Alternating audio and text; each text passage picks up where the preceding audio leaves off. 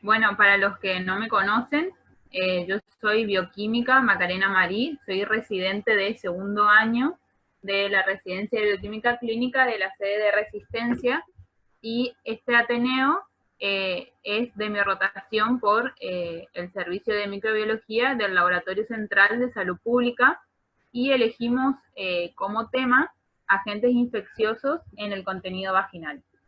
Mi instructora es bioquímica también, Goiburu Noelia. Como objetivo de este Ateneo nos planteamos abordar los tipos de infecciones vaginales según su origen, revisar los aspectos generales de cada tipo de infección y cómo se analizan desde el laboratorio de micro del laboratorio central, y compartirles una aproximación estadística que realizamos respecto a los microorganismos aislados en el servicio en muestras de exudado vaginal. Bueno, como para empezar, me pareció importante resaltar que la microbiota vaginal representa uno de los factores más importantes que posee el tracto genital para enfrentar a los agentes patógenos. Se dice que la flora vaginal es huésped de más de 15 microorganismos distintos, y alberga tanto microorganismos anaerobios como aerobios en forma simultánea. Entonces, ¿cuándo se van a dar las infecciones en el contenido vaginal? Vamos a ver que cuando la alteración se produce a nivel del equilibrio habitual de la microbiota vaginal, se van a producir infecciones que se las conoce como tipo endógena. ¿A qué nos referimos con que se altera el equilibrio habitual? Nos referimos a que en la mujer... ¿Sí? ¿No, vos me hablaste? No, perdón. No. Perdón.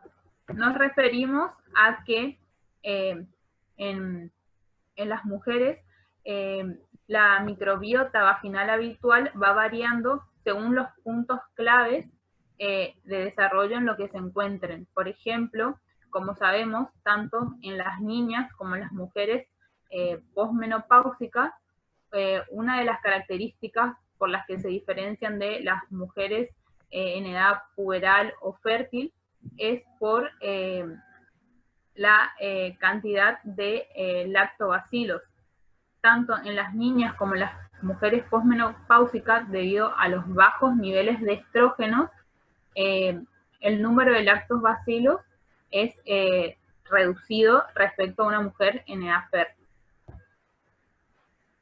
Por otro lado, cuando el equilibrio no sea propiamente dicho de la flora endógena, sino que la microbiota vaginal se vea afectada por colonización de microorganismos exógenos que no son de la flora habitual y que se los conoce como agentes de patologías definidas, se van a producir las infecciones exógenas, más comúnmente denominadas como infecciones de transmisión sexual. Bueno, en cuanto a las infecciones endógenas que podemos evaluar desde el laboratorio, son la candidiasis, la vaginosis bacteriana por el complejo GAM y la aportación del estreptococo del grupo B.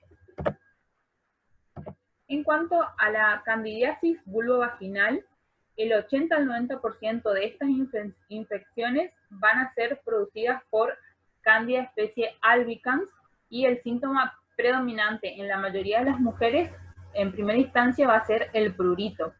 Y en la inspección visual, en la toma de muestra, vamos a ver que el flujo es blanco amarillento, forma grumos y pseudomembranas.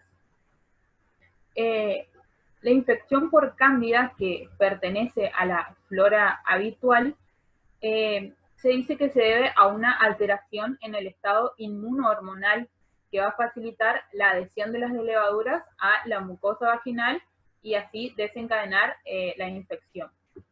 A la vez, hay factores que predisponen a las mujeres para este tipo de infección, como ser niveles elevados de estrógenos, sea en embarazadas o por consumos de anticonceptivos orales, en mujeres diabéticas o en aquellas que se encuentren con tratamiento de corticoides o antibióticos de amplio espectro.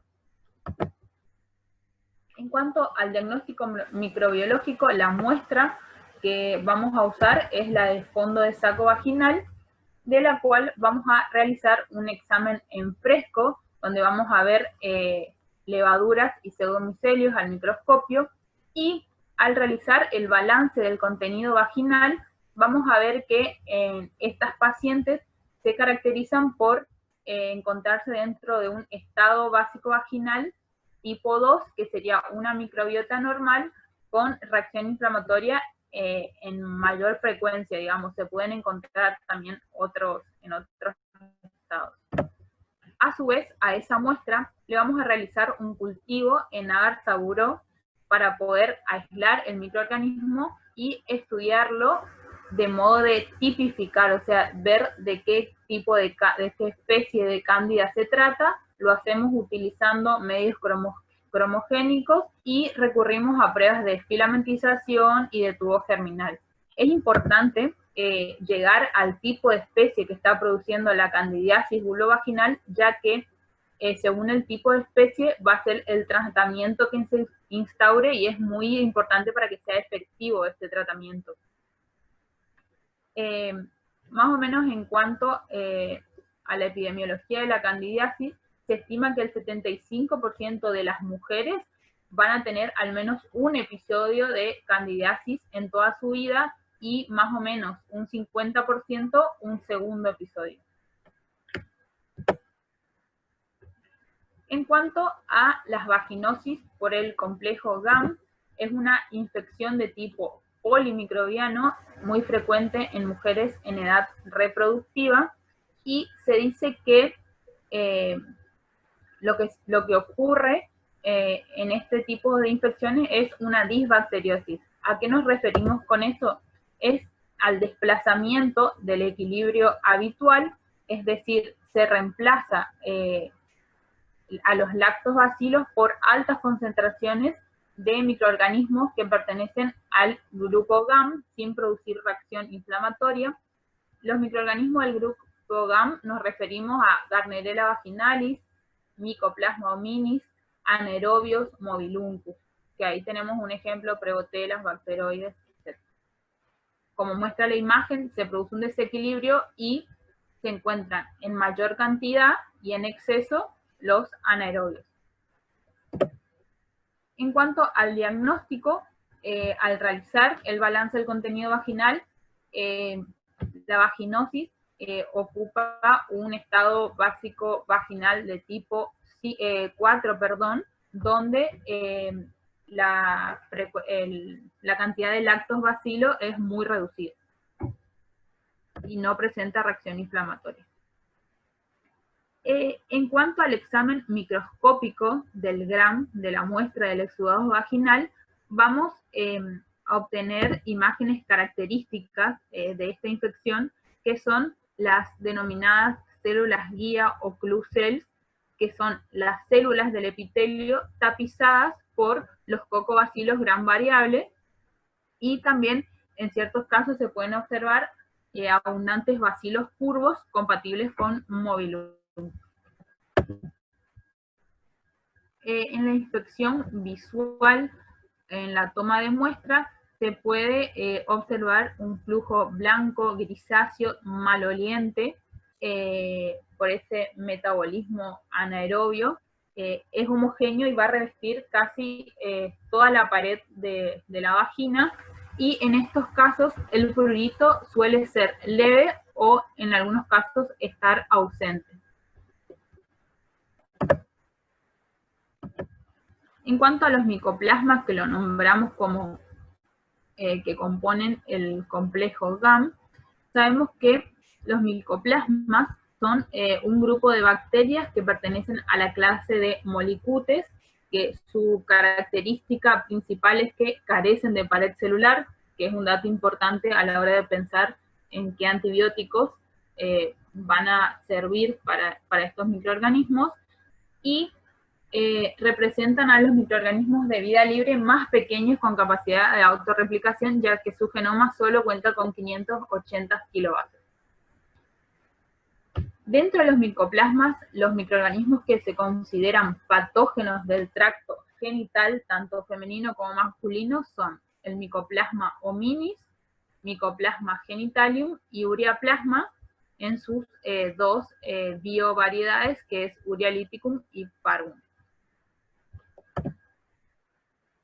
Acá yo les voy a mostrar, mientras buscaba información, encontré dos trabajos acerca de micoplasmas.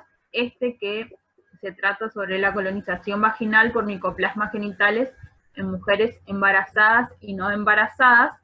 Es un estudio que se realizó en 145 pacientes, de las cuales 80 estaban embarazadas y 65 eran no embarazadas, y recurrieron a la consulta o prenatal o por control ginecológico en dos centros de salud de la ciudad de Maracaibo, en Venezuela. Y las conclusiones a las que arribó este trabajo es que entre los cuadros clínicos que presentaban las mujeres no embarazadas se encontraron cervicitis, infertilidad, enfermedad inflamatoria pélvica, vaginosis bacteriana, uretritis, y solo un caso de una mujer que estaba asintomática. Después, dentro del grupo de las mujeres embarazadas, en relación a la edad gestacional, se obtuvo mayor porcentaje de aislamientos de micoplasma en el segundo y tercer trimestre de gestación, y esto está asociado a los niveles elevados de estrógeno y progesterona, que van a producir las alteraciones metabólicas, favoreciendo la colonización y persistencia de estos microorganismos. Después le puse uno de los gráficos del trabajo, donde muestra la distribución de los micoplasmas por especies, tanto en el grupo de embarazadas como no embarazadas.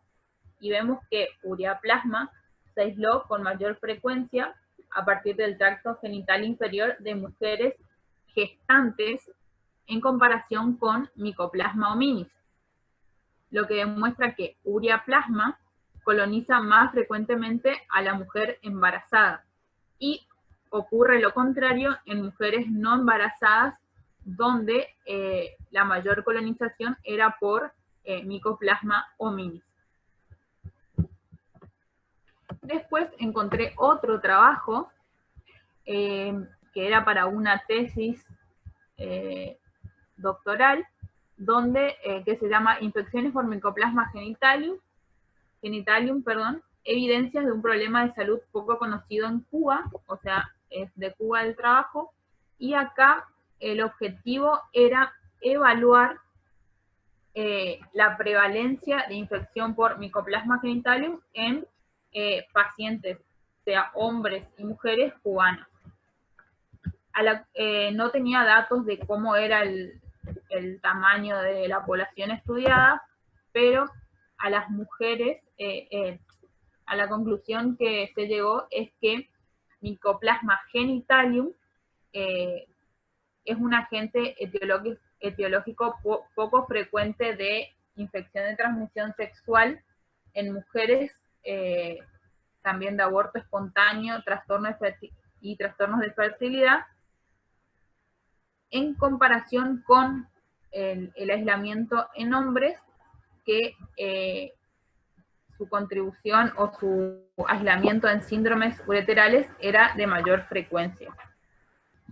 Otra conclusión a la que llega este trabajo es que en la actualidad existen pocos laboratorios capacitados para aislar este tipo de microorganismos a partir de muestras clínicas, lo que va a limitar el establecimiento de métodos diagnósticos diferentes a la de PCR y estudios de sensibilidad antimicrobiana que determinen los puntos de cortes de los antibióticos empleados en la práctica clínica.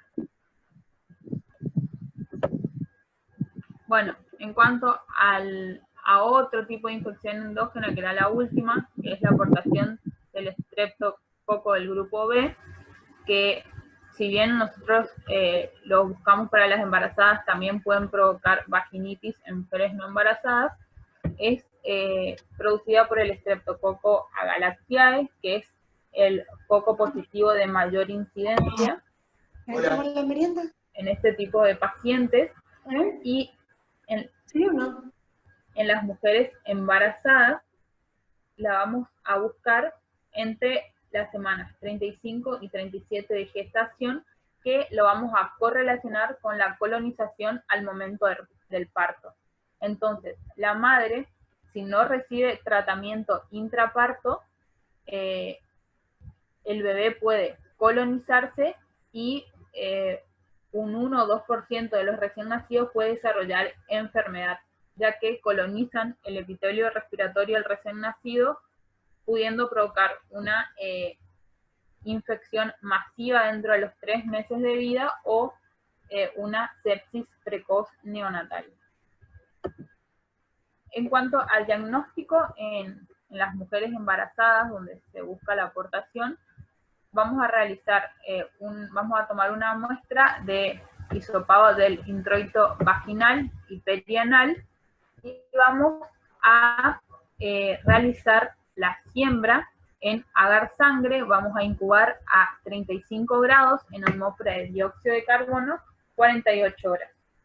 A su vez, vamos a enriquecer la muestra en caldo Todd-Hewitt durante 24 horas para su posterior siembra en medios cromogénicos por 24 a 48 horas a 37 grados. En el servicio usamos el medio Chromstrep, donde las colonias características del Streptococcus agalactiae son como rosa pálida. Además, las características bioquímicas que utilizamos también para la identificación en el servicio son la beta-hemólisis, la prueba del factor CAM positivo, donde vemos la potenciación de la hemólisis en punta de flecha, y la prueba de bilis esculina, que es negativa para este microorganismo. Bueno, ahora pasamos al otro tipo de infecciones exógenas, que van a ser por esos microorganismos que no son parte de la flora habitual. Y a modo de información, nada más me gustó estos datos, que dice que existen más de 30 microorganismos que se transmiten por contacto sexual, de los cuales 8 son los agentes principales de las infecciones de transmisión sexual, y solo 4 causan infecciones curables, de las cuales vamos a ver Trichomonas vaginalis, causa tricomoniasis, Neisseria gonorrhoeae, que causa la gonorrea, Chlamydia trachomatis y Treponema pálido. En cuanto a la tricomoniasis, en las mujeres va a afectar el ectocervix y la mucosa vaginal, ya que produce lesiones de tipo superficiales descamativas y con infiltración leucocitaria, es decir, no penetra la mucosa, sino que son lesiones superficiales. La Trichomonas vaginalis es un protozoo flagelado que se va a multiplicar por fusión binaria en la mucosa y tiene un metabolismo fermentativo y habita preferentemente ambientes anaerobios, que lo vamos a poder ir asociando con otros tipos de infecciones. En cuanto a la presentación clínica, tiene un periodo de incubación de aproximadamente 3 a 28 días y la paciente generalmente consulta por un prurito intenso y dolor al orinar o disuria.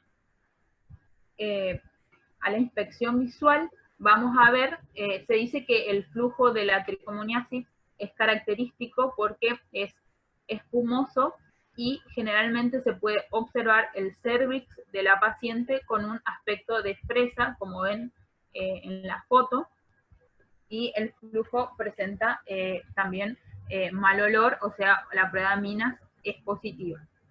Si se realiza la determinación del pH vaginal, va a ser mayor a 4,5.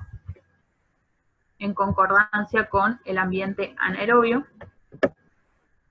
El diagnóstico, en el servicio lo que hacemos es un examen en fresco, donde hay que evaluar la movilidad, se recomienda hacerlo dentro de las 2 horas, y una coloración de Gienza que le aporta mayor sensibilidad.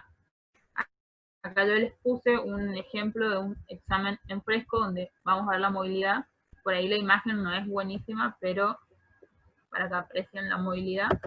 Y la coloración de Gienza, que también esta es una foto hermosa, por ahí no suele salir tan lindo. Si hacemos el balance del contenido vaginal, las tricomoniasis aparecen con mayor frecuencia en estados vaginales de microbiota intermedia, vaginosis bacteriana o vaginitis microbiana inespecífica, o sea, en los estados más altos. Hay casos en donde pacientes con tricomonas se corresponden con estados vaginales de microbiota normal o microbiota normal con reacción inflamatoria, y según bibliografía se dice que se lo puede tomar como un estado de portador o como el inicio de la infección, donde la cantidad de microorganismos no es tan alta. En cuanto a las complicaciones que trae la tricomoniasis, tenemos por un lado que en mujeres embarazadas es causante de rotura prematura de membrana y parto prematuro, y a su vez es un marcador significativo de infección concomitante con otros agentes de transmisión sexual, por lo que siempre en el servicio se recomienda ante una paciente con tricomoniasis evaluar otras infecciones de transmisión sexual. En cuanto a clamidia, Clamidia trachomatis es una bacteria que carece de sistemas de producción de energía metabólica, por lo que es intracelular obligado. Ahí se pasó un error, perdón. Clamidia va a infectar principalmente en mujeres el epitelio del endocervix y la uretra en los hombres. Una vez dentro de la célula, clamidia se va a multiplicar a partir de un ciclo vital que se lo denomina bifásico, ya que incluye 2 formas. La forma infectante, pero que es metabólicamente inactiva, o sea, no puede ser blanco de ningún antibiótico, es el cuerpo elemental, que va a ingresar a la célula huésped por endocitosis. Una vez dentro de esta, se va a diferenciar a otra de las formas, que es el cuerpo reticulado. Este cuerpo reticulado va a ser el que se va a replicar por fisión binaria, formando cuerpos de inclusión. Luego, el cuerpo reticulado en estos cuerpos de inclusión se va a convertir en cuerpo elemental nuevamente, y luego por lisis celular van a ser liberados, y estos cuerpos elementales van a ir e infectar otras células y repetir el ciclo. Sabemos que Clamidia trachomatis presenta 18 serobares distribuidos en 3 biobares, que cada biobar es responsable de un cuadro infeccioso. Están definidos por, uno de ellos es el tracoma, producido por serobares de la A a la C, el linfogranuloma venéreo, producido por los serobares L, tanto 1, 2 y 3, y tenemos una enfermedad oculogenital no invasiva, producida por los serobares desde la D a la K. Cada tipo de cada infección tiene una distribución geográfica diferente y afecta a poblaciones diferentes. Solo para comentarles, por ejemplo, el linfogranuloma venéreo, en nuestra población no teníamos casos hasta que en el 2017 se se presentaron en la provincia casos de linfogranuloma venéreo, creo que aproximadamente más de 30 casos, que tenían una presentación clínica con afectación rectal y se trataba de una población de hombres que tenían sexo con hombres. Entre la mayoría, entre un 70 y un 75% de las infecciones por clamidia cursan de forma asintomática, lo que va a dificultar el diagnóstico y el tratamiento, pudiendo persistir meses o años el microorganismo. Las consecuencias que implica la infección por clamidia principalmente es que es una de las causas más frecuentes de enfermedad inflamatoria pélvica en todo el mundo, causa conjuntivitis y neumonía neonatal en países donde no se realiza el cribado durante el embarazo. Respecto a lo que se hace en el servicio de microbiología del laboratorio central, se realizan muestras de exudado endocervical y se recurre a un método de inmunofluorescencia directa, donde se detectan antígenos de la membrana externa mediante el uso de anticuerpos monoclonales.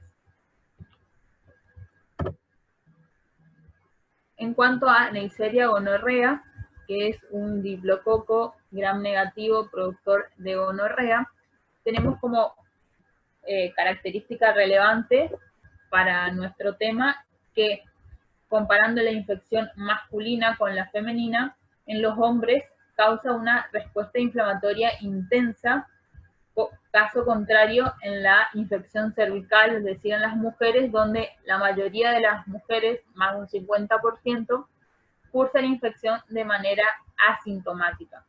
Como complicaciones de la infección cervical por Neisseria tenemos cervicitis, también enfermedad inflamatoria pélvica e infertilidad. Se cree que el curso asintomático de esta infección está dado por la adherencia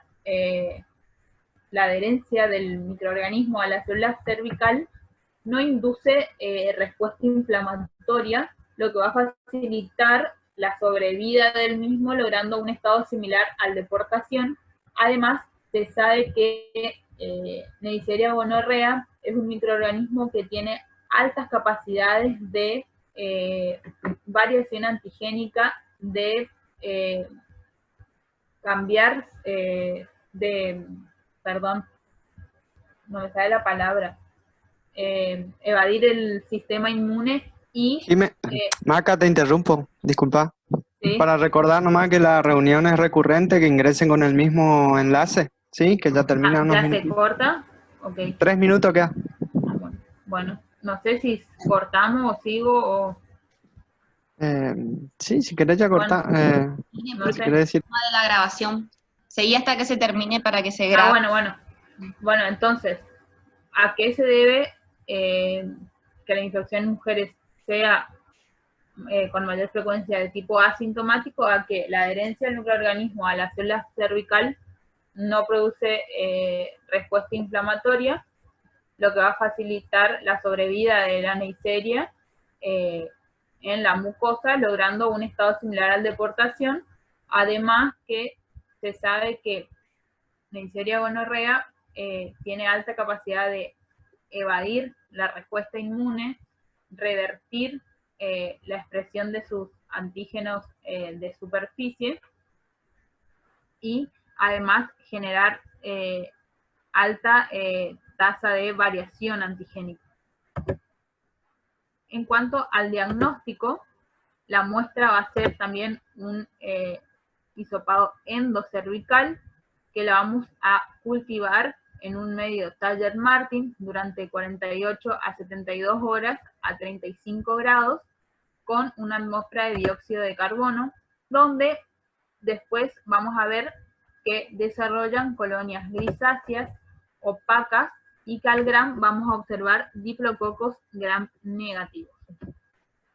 En estos casos de las infecciones cervicales, a diferencia de la infección masculina, el examen directo en fresco y el gram de la muestra no tiene una sensibilidad adecuada para observar a los diplococos.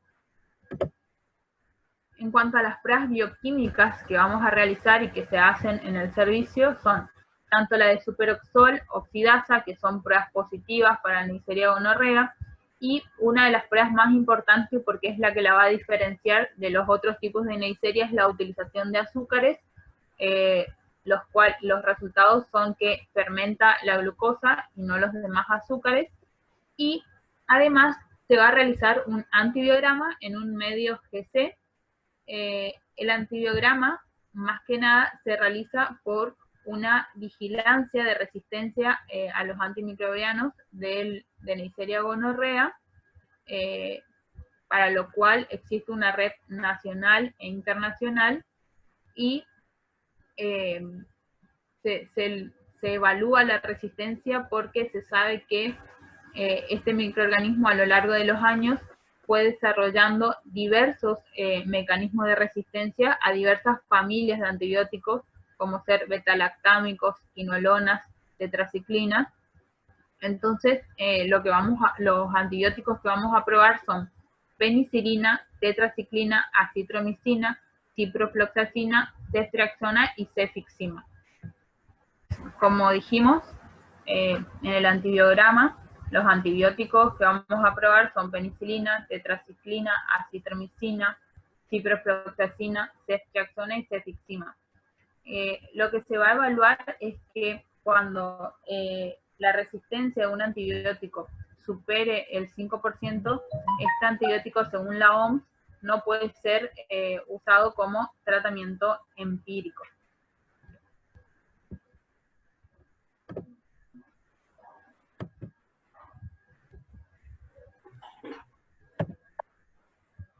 No sé por qué está trancado mi... Ahí está. Bueno, en cuanto al Treponema pallidum, sabemos que es una espiroqueta larga y fina, por lo que para observarla vamos a recurrir a la microscopía de campo oscuro. Este microorganismo causa sífilis, que es una enfermedad infectocontagiosa que en mayor proporción se va a transmitir por vía sexual. También puede ser por contagio directo, como por ejemplo en transfusiones, o por vía vertical transplacentaria, que es muy importante, ya que tiene una elevada frecuencia en nuestro país, y esta transmisión transplacentaria lo que va a producir es aborto espontáneo, muerte fetal o muerte del bebé al poco tiempo de nacer. Perdón que ahí me faltó una N. En cuanto al diagnóstico microbiológico, lo realizamos en la etapa precoz de la infección, tomando muestra de la lesión, que se la conoce como chancro. Esta lesión debe ser limpiada previamente. El paciente no tuvo que haber usado cremas ni haber ingerido antibióticos, y lo que se va a hacer es, se va a observar de ese raspado en el microscopio de campo oscuro las espiroquetas, que van a mostrar un movimiento característico que es de rotación sobre su eje debido a los flagelos que posee, que corren a lo largo del cuerpo. En el servicio, lo que se hace, como en general en mujeres no se reciben tantos pedidos, porque las lesiones en las mujeres generalmente están más ocultas respecto a los hombres. Entonces en el servicio siempre como estudio complementario se piden pruebas serológicas para sífilis, que sabemos que existen las pruebas no treponémicas como la BRL y las treponémicas como la FTA. Bueno, en cuanto a la estadística que quisimos mostrar, lo que hicimos fue juntar datos de las planillas del trabajo del servicio ahí de microbiología del laboratorio central, y solo tomamos solo tomamos una pequeña población comprendida en 6 meses y quisimos evaluar cuál de las infecciones o la frecuencia de cada infección en nuestra población, cuál se presentaba con mayor frecuencia, digamos, en nuestra población evaluada. Y obtuvimos los siguientes resultados.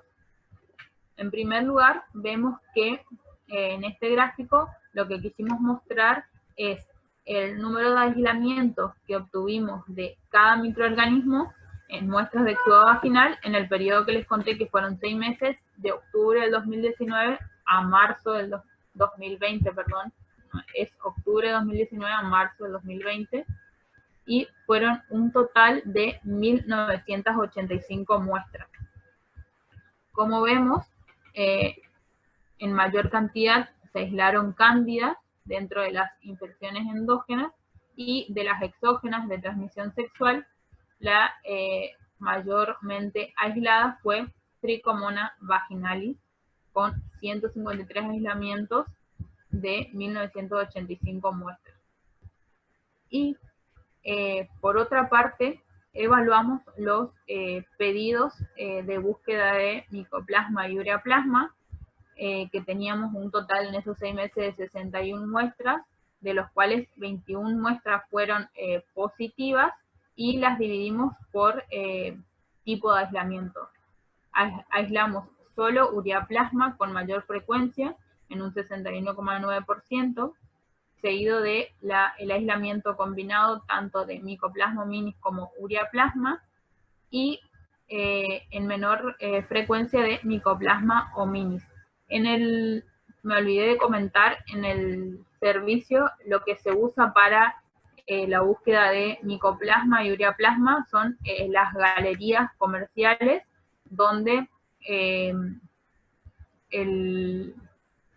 los resultados se observan por el cambio de color del medio debido a la utilización tanto del micoplasma como del ureaplasma de sus respectivos sustratos. El micoplasma, su sustrato es la arginina, y el ureaplasma la urea, que van a alcalinizar el medio y producir un cambio de color, que originalmente el medio es amarillo y cambian a rosa, rojo, anaranjado, rojo. El ureaplasma lo evaluamos a las 24 horas y el micoplasma a las 48 horas. Una vez que obtuvimos la estadística de nuestra población, yo intenté buscar información a nivel nacional. No encontré estadísticas que solo se refieran a muestras de exudados vaginales, o sea, solo de mujeres, pero en el boletín sobre VIH, SIDA e infecciones de transmisión sexual de Argentina, en el del 2019, que sería el boletín número 36, por si después lo quieren mirar, encontré este gráfico donde muestra la distribución de las pruebas positivas de laboratorio de las ITS seleccionadas en Argentina en el 2018. Y como vemos, la infección por Trichomonas vaginalis es la más frecuentemente aislada también a nivel nacional, y teniendo en cuenta tanto hombres como mujeres. Después, en cuanto a los micoplasmas, vemos que la infección por ureaplasma también es la más frecuente. Y después, a modo informativo, les puse que estos datos también son sacados del boletín, que en cuanto a la gonorrea, vemos que su distribución se da más en varones que en mujeres, y caso contrario, la clamidia afecta más a mujeres que a varones.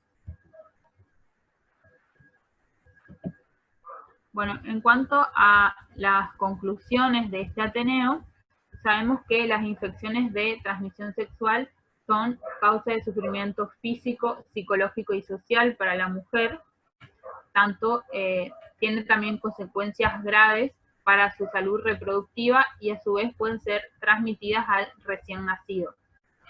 Por esto, el diagnóstico de las infecciones de transmisión sexual deben ser de certeza, lo que plantea un desafío al laboratorio, ya que debido a varios factores como ser la labilidad de los agentes, su adaptación al hospedero y las particularidades de la fisiología de cada microorganismo, hacen que en ciertos casos el diagnóstico presente algunas dificultades.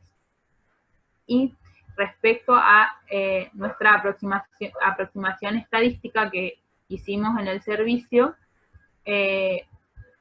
relacionando con los datos a nivel nacional, a pesar de que la población era distinta, pudimos observar que de las infecciones de transmisión sexual, la más frecuente es la tricomoniasis y respecto a la familia de los micoplasmas, el que se aísla con mayor frecuencia es ureaplasma. Bueno, esta es la bibliografía. Gracias. Y bueno, ahí están nuestras formas de contactarnos y los que quieran mirar el Ateneo grabado que va a quedar en YouTube.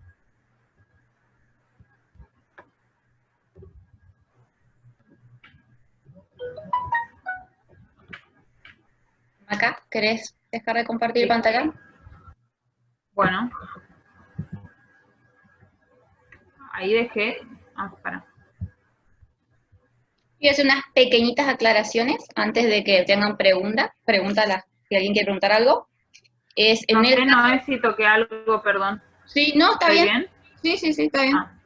Que en el caso de nuestro, por ejemplo, el cromostrep que utilizamos, las colonias que son sospechosas, la galactiae son de color rosa malva, pero eso va a depender, que son rosas más oscuros, digamos, pero va a depender de la marca y del tipo digamos, de colorante que tenga, o indicador que tenga el medio, eso va a depender de la marca.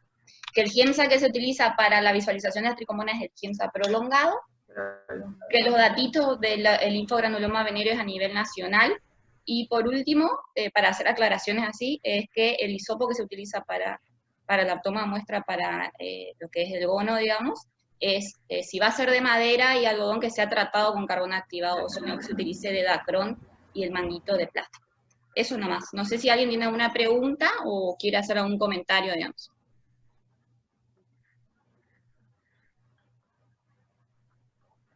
Noelia, si puedo, a mí me gustaría hacer algunos comentarios, pero primero que hagan la pregunta a los chicos, así no repetimos. Sí, Doc, no sé si alguien quiere preguntar algo, alguna duda.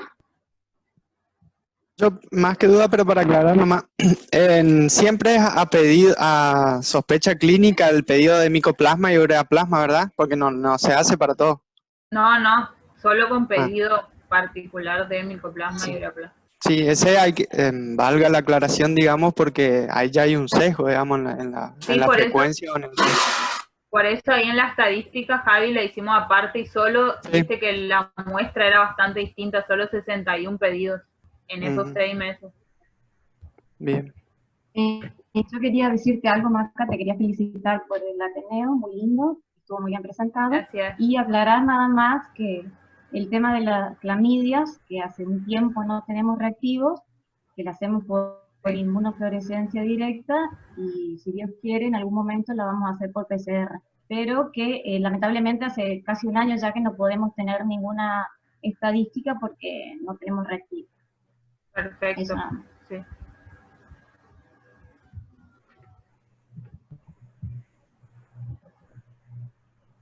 Bueno, Macarena, ante todo te quería felicitar porque hiciste una muy buena presentación, estuviste muy clara en tus conceptos, fuiste capaz de resumir un temón en prácticamente menos de 60 minutos. Y eso es muy valorable porque sacaste todo lo más importante de cada tema. Porque uno, cuando son temas tan gordos, es difícil por ahí darse cuenta de qué es lo importante. Así que desde ya felicitado. Sí.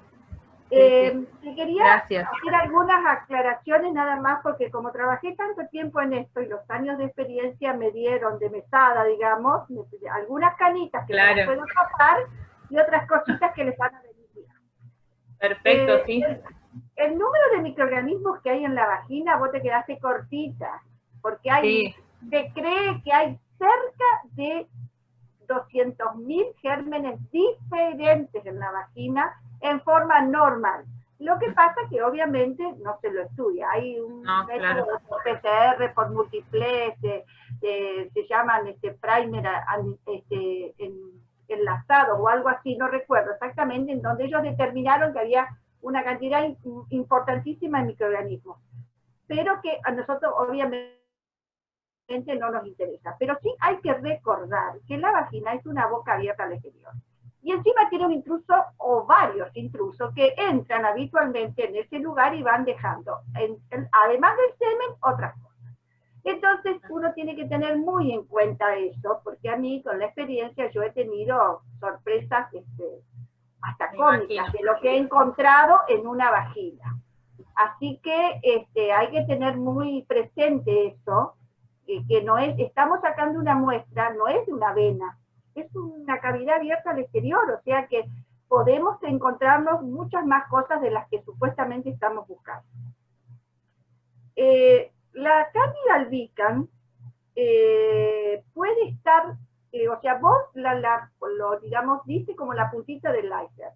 La candidiasis vaginal está definida, como vos la dijiste, generalmente cuando está solita, cuando solamente tiene una candidiasis vaginal. Pero no te va a sorprender que vos vas a tener un pequeño grupo de pacientes, sobre todo aquella paciente complicada, aquella paciente que no viene a ver, no la de consultorio externo que no tiene síntomas y que viene a control. Vas a ver cómo la cándida es capaz de sobrevivir en armonía con un montón de otros gérmenes. Inclusive con uno que voy a decir, ¿cómo puede ser que vos tengas tricomonas y cándida? Por el tema del pH. Y sin embargo, yo muchas veces encontré tricomonas con cándida. Que yo la cargaba en una niña le decía tricomonas vegetarianas, le gusta comer pseudomicet.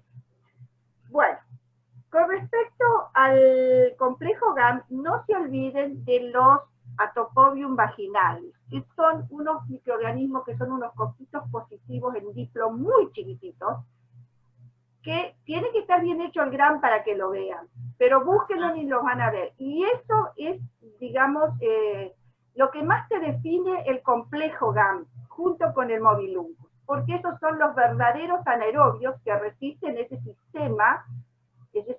sistema simbiótico que se forma cuando se van los lactobacilos. Y se organiza el complejo GAM justamente, pero los marcadores infaltables son el Atopobium vaginal, y ya te digo, son unos coquitos que son parecidos a los neumos, salvando las distancias, pero en la cuarta parte chiquititos, o sea, son muy chiquititos, y son cocos positivos. Y los Mobilungus.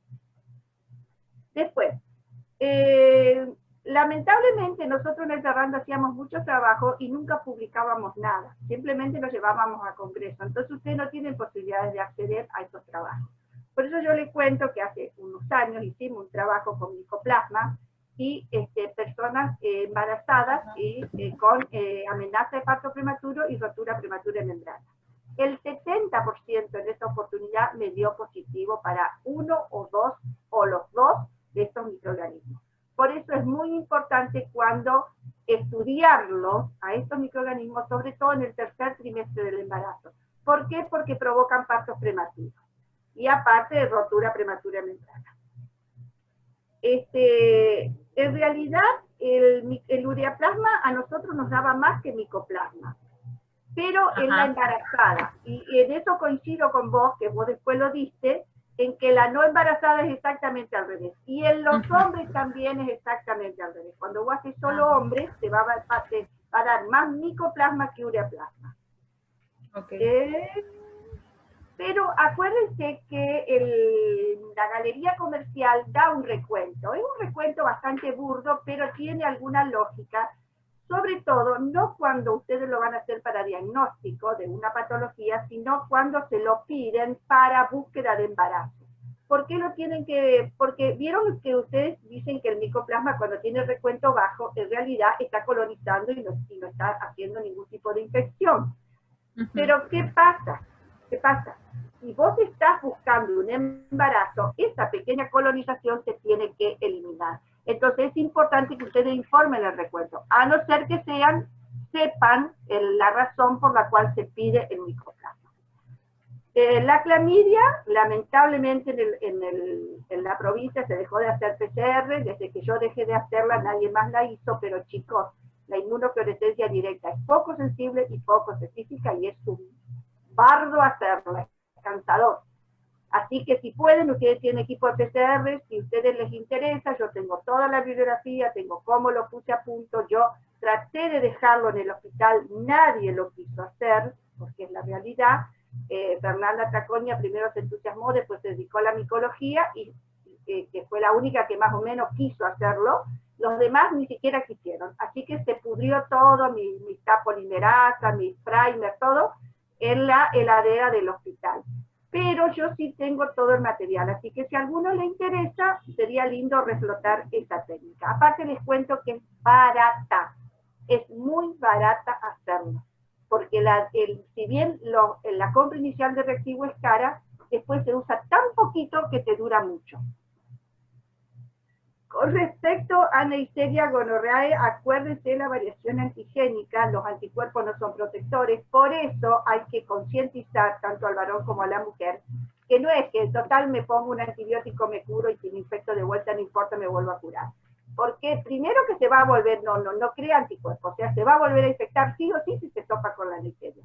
Y segundo, que produce una estenosis uretral en el varón, y por supuesto la infertilidad en la mujer, que la estenosis uretral es terrible para el varón porque no puede orinar.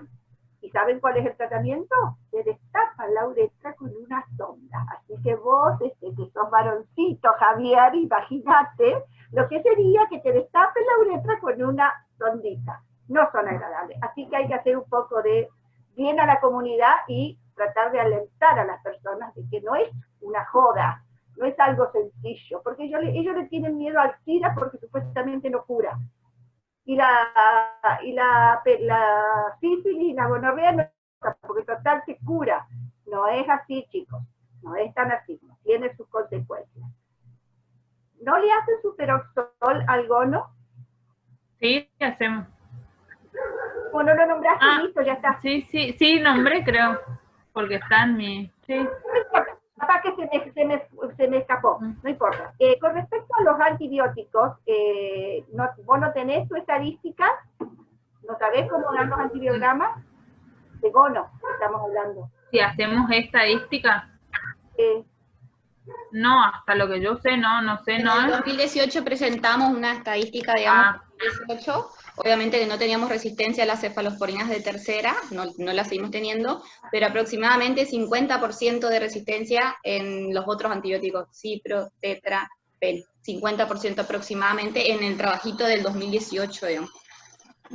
Bueno, me alegro, Noelia, que siga más o menos. Yo cuando dejé hace 5 años, esa era la estadística. Estábamos llegando casi al 60% de resistencia a la cipro, por ahí un poquito menos a pen y a tetra, a los otros. Y la citro, lo que sí teníamos, yo tuve 2 casos de achicamiento del halo, pero dentro del calor sensible. Así que eso pueden registrarlo, y fíjense, y deberían informar el tamaño del halo, porque eso se corresponde bastante burdamente con la SIN. ¿Por qué? Porque como todo beta-lactámico empieza por levantar la SIN, hasta que llega un momento en que la SIN es resistente. Entonces es conveniente anotar exactamente los halos. Ustedes van a ver que hay cepas que dan justo en el palito 1 o 2 milímetros más, y hay otras que dan una palanga grandota que les sobra. Es lindo observar eso para tener una idea. Bueno, y con respecto al trabajo, vos diste una estadística del porcentaje de detención a lo último, eran, creo que de micoplasma, de clamidia, o de gono, creo que era el 70%, que diste de Buenos Aires. Ajá. Viste que tiene la pasaste rápido y no pude anotar, 73% decía de gono en varones. Ay, a ver si no la puedo poner ahora. No importa, lo que yo te quiero decir, no importa el valor. Lo que yo les quiero decir es que cuando bajen de estos sitios, fíjense bien sobre qué población está hecho. Porque, escuchen, si los pacientes generalmente tienen relaciones entre varón y mujer, y es raro que vos tengas 2% de Neisseria gonorrhoeae en mujeres y tengas un 73% en varones. ¿Con quién tienen relación esos varones? No sé si me entienden. O sea, yo creo que el problema es que el varón está molesto, que el varón consulta. La mujer muchas veces pasa totalmente desapercibida. Yo he tenido mujeres de más de 50 años menopáusicas que me han confesado que hacía 10 años que no tenían relaciones sexuales con nadie, con Neisseria gonorrhoeae en su cervix. Y que realmente a ellas no tenían nada, venían a lo mejor porque tenían molestia a tener al orinar, que les ardía, que les picaba. Y otra cosa hay que tener en cuenta con respecto a los, porque te acordás, Noelia, que vos me dijiste que era por los morfotipos extraños, entonces yo me puse a leer de morfotipos extraños. Después al final cambiaron el Ateneo. Con respecto a los morfotipos extraños, acuérdense que es todo aquello de lo que no nombraste sería para el vacoma. Esos son los morfotipos extraños. Tienen que tener muy presente el dato de si la paciente, ¿qué tiene la paciente? Vamos a hablar de las mujeres sobre todo. Sobre todo si son diabéticas, si están embarazadas o no. Otra de las cosas que vos no diferenciaste con esa cantidad de candidiasis, nosotros teníamos menor cantidad de candidiasis, ¿pero por qué? Porque teníamos menos embarazadas, ustedes tienen mucha aprobación de embarazadas. Claro. No es tan real esa cantidad de cándida, no sé si me entienden. Sí, sea, sí. Si vos tomás una población de la misma cantidad de embarazada a no embarazada, te va a bajar la proporción de cándida. Bueno, y con respecto a los morfotipos extraños, lo importante es que ustedes primero los vean prácticamente solos. O sea, si ustedes enfocan el Bacova y ven solo bacilo gram negativo, solo coco positivo, solo, qué sé yo, no sé, otra cosa que le llame la atención, bueno, presten la atención solamente cuando están solitos. ¿Estamos? Porque cuando están acompañados de cándida, de gardnerella, ¿no? Son lo que yo llamo invitados de piedra, o sea, están pero no molestan. Están ahí, no hacen nada. Les digo porque si ustedes se basan solamente en el cultivo, y viste, en el laboratorio central están cultivando los exudados, ¿verdad, Noelia? ¿En qué lo cultivan? ¿En agar sangre? Sangre. ¿Humana? Agar sangre. ¿Humana? Sí, cultivamos en agar sangre. ¿Y con base en agar base Columbia, Mariela? Sí. O sea, es el agar sangre humana, digamos. Humana tiene que ser, porque ahí ven bien la beta hemólisis difusa la gardnerella. Con el agar base Columbia y la sangre humana. No póngale sangre camero porque no hace beta hemólisis. Y aparte la base tiene que ser la base Columbia porque tiene mucho almidón, entonces desarrolla bien la gardnerella y desarrolla bien los estreptos beta B, desarrollan bien los gonos, que si ustedes observan se pueden ver en el ABC también, en el agar base Columbia en sangre humana. Se ven como colonias grisecitas en el agar sangre. Chiquititas, sin hemólisis, medio, lo que pasa es que a lo mejor desarrolla tanto que se pierde.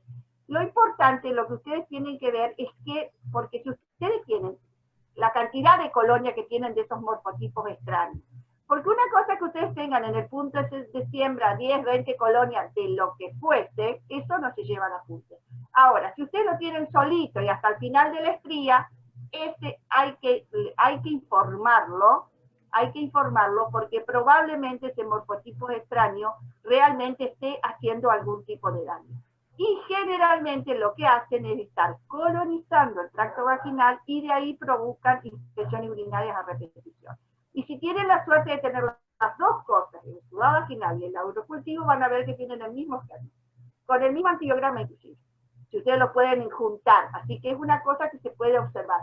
No es muy frecuente, chicos, no es muy frecuente. Encontrar morfotipos extraños, ¿qué les puedo decir? En una semana de 40, 50 exudados por día, yo podría llegar a encontrar, pónganle 5 morfotipos extraños. No es que ustedes los van a tener todos los días, no. Por eso les digo, lo que sí van a tener todos los días, esto es lo que yo les digo, son los convidados de piedra, que están en el punto de siembra y a los cuales no hay que llevarle la punta. ¿Estamos? Porque lo que hacen a veces en el privado, por desconocimiento, o ya no sé por qué, porque por ahí para cobrar el antibiograma, o qué sé yo, para informar algo porque no saben qué poner, le ponen, desarrolla, a mí me ha pasado, de muchas amigas me traen ay, mirá, me hicieron un exudado, mirá lo que me dio, decime lo que me dio. Leo, Escherichia coli, estafilococo coagulasa negativo, estafilococo aureus, estreptococo beta B, estreptococo beta A, neumo, y digo yo, ¿para qué lo informan? ¿Me entienden lo que les digo? No. Y encima el bioquímico informa mal y el médico toma ese informe y trata. Entonces, ¿qué les pasaba a las que me consultaban a mí? Al poquito tiempo terminaban con una candidiasis por exceso de antibióticos. ¿Me entienden por qué no hay que verlo, pero no informarlo, a no ser que estén solitos y estén realmente con más de 10 a las 5, o sea, si podríamos hacer estrías, después de la quinta estría, seguir teniendo ese caso. Bueno, esto nada más. Me encantó la tenemos, pueden invitarme cuando quieran. Gracias por tus aportes, gracias. Muchas gracias, doctor, por digamos, recibir bien nuestra invitación y por su aporte de siempre y estar siempre pendiente de lo que estamos necesitando. O de comentarnos su experiencia sobre todo, que seguro de que es excelente. Sí, muchísimo. Y bueno, felicitaciones. Para mí es un gusto, no me molesta para nada, al contrario, me siento halagada y me siento bien que me inviten, siempre que sea de microbiología, porque a veces yo no participo porque son de hematología, de otras cosas, y debo confesar que estoy muy alejada del tema, entonces llega un momento en que hago cri-cri, no sé de qué están hablando. En cambio de microbiología todavía los puedo seguir, todavía, no sé hasta cuándo, pero todavía los puedo seguir, mientras los pueda seguir, los voy a seguir. Así que, perfecto, gracias. Si tienen alguna clase o algo así, no hay problema, avísame, Noelia. Sí, Doc, de una que le pedimos, eso es buenísimo. Usted siempre fue instructora de la residencia, así que puede seguir dando tranquilamente clases cuando usted también quiera. Noelia, sí, lo que vos quieras, inclusive mientras sea de micro, aunque no sea ETS, porque yo ETS hice mis últimos 15 años, pero antes de hacer eso hice de todo, y trabajé 35 años, mi cielo, así que en esos 35 paseé por todos los materiales, absolutamente por todo. Así que tengo experiencia para contarles de todo. Sí, muchas gracias, Doc. Muchísimas gracias. Bueno, gracias. Laura, tenés que hablar de la donovanosis, que tenés experiencia en eso y que nosotros... ¿Quieren que les prepare una clasecita? Sí, dale. Eso está muy bueno porque la verdad que es un gran aporte y nosotros no tenemos experiencia, sería un buen aporte para todos. Bueno, cuando organizala Noelia nomás avísame y después cuando se pueda yo me voy al laboratorio y les muestro en vivo y en directo. Ahora no se puede por este tema, les voy a mostrar fotos. Perfecto. Puedo mostrar fotos, pero nunca es lo mismo que ver los portas. Yo todavía tengo portas, conservo portas. Bien, buenísimo, Doc. Y otra cosita, Laura, va a ser muy bienvenido tus aportes a la que queremos hacer PCR de clamidia, así que no tires todo lo que tenés de clamidia. Quieras, Mariela.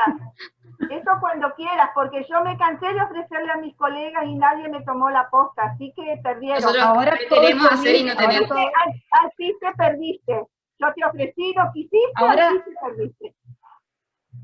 Ahora es todo COVID, pero en algún momento va a pasar. Podemos hacer las obras de COVID, sí. Vamos a poder hacer. Va a pasar en algún momento. ¿Cuántas muestras por día están haciendo en COVID ustedes ahí, por PCR? No sé, en el Central más de 200 creo, más de 200 creo. Aproximadamente, sí. Pero ¿por qué no? ¿Qué tipo de PCR hacen? ¿Real time? Sí, hasta lo que yo Real time. Sí, no es imposible, por el método directo es imposible. Sí, yo no hacía real time, chicos, lo que yo hacía era la clásica, la PCR convencional.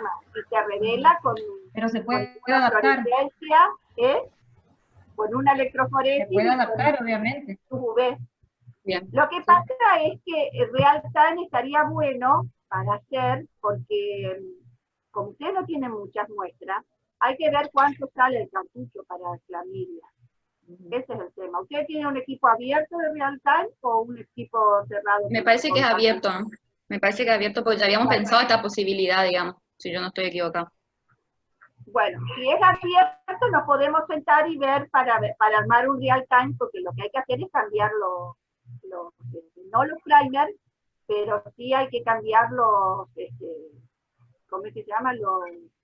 La K polimerasa, creo que, bueno, no quiero hablar de chicos porque no recuerdo cómo es el real time, pero hay que cambiar algunas cositas y sobre todo por el sistema que lee el equipo. Porque nosotros lo que hacemos es hacer una electroforesis y luego lo ponemos en la luz UV, lo coloreamos y lo ponemos en la luz UV. Así miramos en la PCR clásica. En la real time ustedes tienen otro marco de lectura, digamos. Sí. Aparte es mucho más rápido. Ok, gracias Doc, muchísimas gracias a todos. No. Gracias. Sí, cuando quieran la vamos a llamar seguro, Doc. Bueno, espero llamar. Preparar la charla. Dale. Preparar la charla. Dale, gracias a todos. Dale, gracias. Gracias a todos que se conectaron.